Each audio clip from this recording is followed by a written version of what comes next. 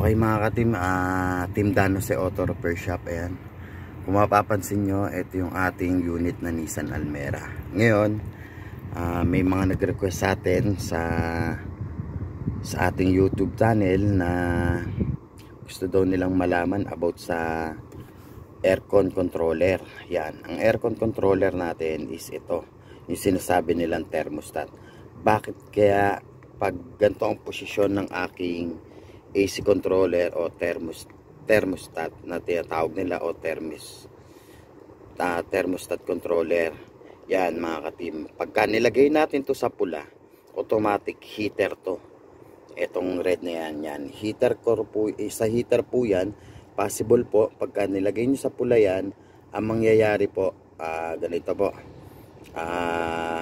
magsiship po siya para doon sa medyo mainit na buga ng hangin. Ayan. Tapos naman po, ito naman po yung pinaka sa ano niya, sa ventilation niya. Pag ito inopen nyo po, automatic po, open po, may papasok na hangin na galing sa labas pag dito po siya nakaposition. Ayan. Pero pagka close nyo po yan, automatic po mga ka-team, naka-close po yung sa ventilation natin. Yung pasok ng hangin papunta sa, yung galing sa labas papunta sa loob. Ngayon mga ka-team, pagka ganito pa rin ang position nito, is possible po na may pumapasok pa na galing na amoy galing sa labas, is yung ventilation natin doon sa harapan is naka-open na po. Yan, pwede nating takpan ng duct tape or pwede natin ipaayos sa normal. Ngayon po, ito naman po yung positioning ng ating gustong hangin ng aircon. Kung gusto natin paa, saka ulo, o gusto mo sa paa lang. Tapos ito naman pong dalawa na to, ayan, kung mapapansin nyo mga ka-team, ito naman po yung heater. Ngayon pag pinindot natin yung heater dito, automatic mag-heater po yan, tapos ililipat nyo po para mag-iba yung posisyon. Ayan, pwede nyo pindutin, tapos lipat nyo lang po dito sa red. Tapos pwede rin sa paa kung nilalamig ka, pwede rin din sa ulo, sa paa, sa muka, pas sa init po yung lalabas dyan. Ayun po mga ka-team, merong mga nagtatanong bakit kaya ang aircon natin minsan ho may lamig, minsan wala. Yan, ang unang step na gagawin po natin is syempre tignan muna natin yung barado.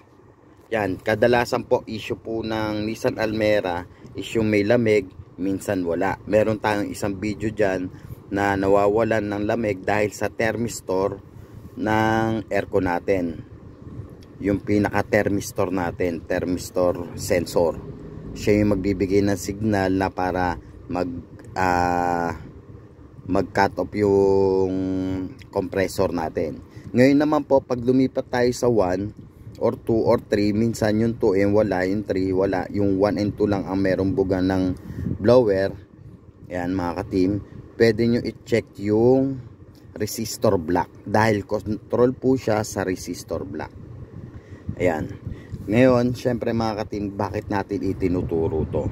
Kasi nga po, merong mga nagre-request, and then syempre gusto ko rin malaman nyo.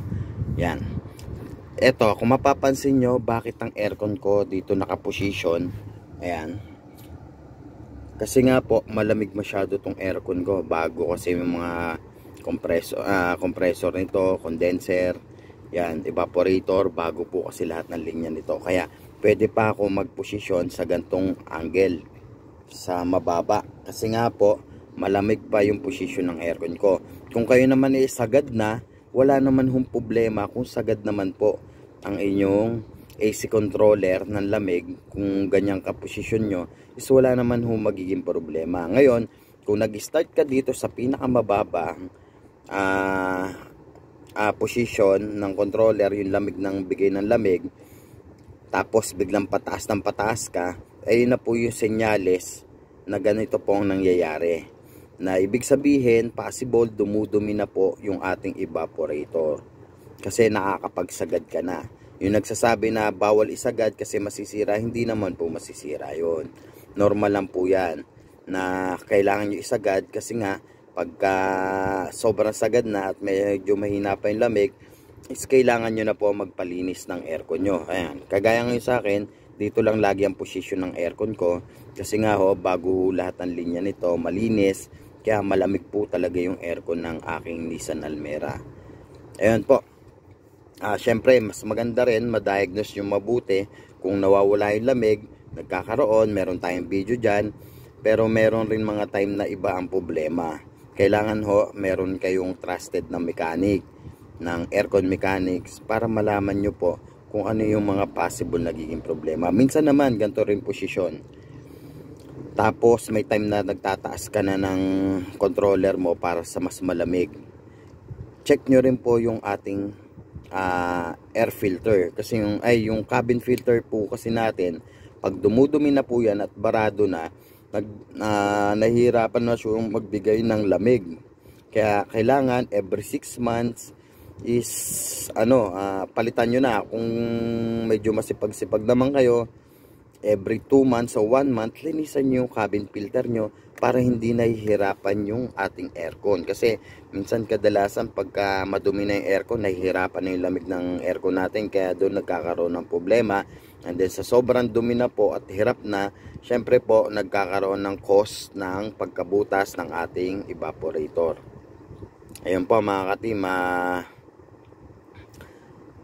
sana po meron kayong natutunan sa aming Team Danos Auto Repair Shop DIY tips. Ito lang naman po, nagbibigay ako ng mga DIY tips para naman po makatulong sa inyo, sa mga hindi nakakapunta sa aming shop. Saka importante po yung mga kaalaman na nalalaman nyo, para in case na hindi kayo maloloko sa mga mekaniko na mapagsamantala. Hindi naman lahat, mas marami pa rin po yung matitino. Ang circulation lang naman po niyan is pinag-iikutan lang po ng aircon is konti lang naman po. Hindi naman po siya ganun kadami, kaya mas mabilis naman po natin siya madadiagnose. Ayan, pansinin nyo po ha, sobrang lamig po ng aircon namin kahit nakagantong posisyon lang po niyan. Ayan, yung minsan may nagtatanong bakit kaya pagkalinis ng aircon is yung nagmo-moist na yun dito sa sa windshield namin, sa windshield. Kasi nga ho, hindi possible po yung nagpalinis kayo ng aircon, hindi nila naikabit maayos yung pinaka divider ng aircon, kaya po possible nagmo-moist po dyan, may lumalabas na aircon, kaya po nagmo-moist lalo na sa gabi. Hirap na hirap po. Okay mga ka-team, hindi ko na papahabain tong video na to. May habol pa pala ako. Isa pa pala. Yung heater core po natin is may heater core po kasi to, hose. Papunta sa engine, papunta dito sa heater natin.